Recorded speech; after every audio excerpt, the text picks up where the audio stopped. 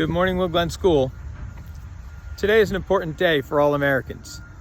On September 11, 2001, 2,977 innocent people died when the United States was attacked by radical terrorists. 4 airplanes were hijacked by Al-Qaeda terrorists.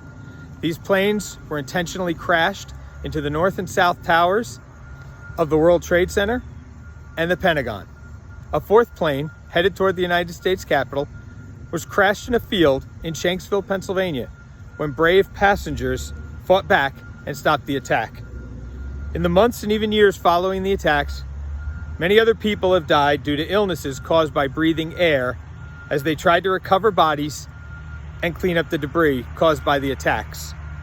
The victims of September 11 were regular people: moms, dads, husbands, wives, children, friends who were just going to work, taking a trip, and living their regular lives. September 11 is the deadliest terrorist attack in human history. There were many heroes that died that day: firefighters, police officers, and regular people who risked their lives to save others. People like Robert Lynch, who cleared a bookstore and a childcare facility before going into the tower to help the evacuation. He was killed when the second tower collapsed.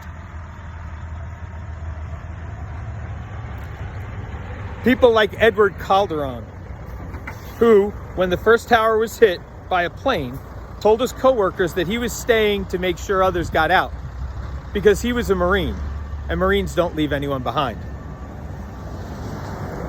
People like Wells Crowther, who worked in the South Tower.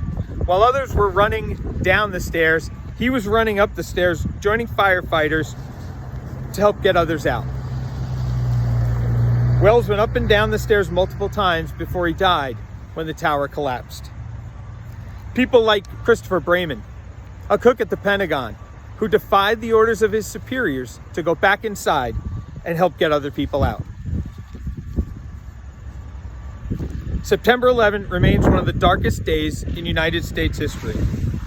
But as we remember these heroes, we can also say it brought out the best in our country.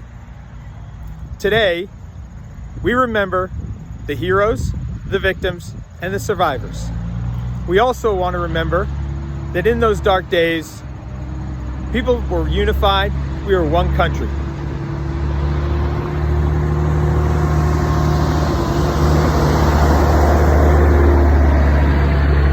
As we go through some more dark days in our country, let's try to remember that and act the same way.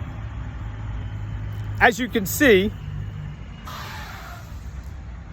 Wood Glen School continues to remember, whether we are remote or whether we are in person.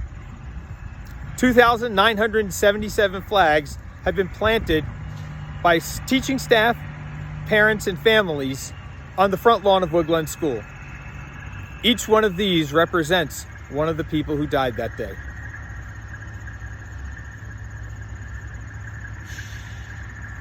We must always remember and never forget.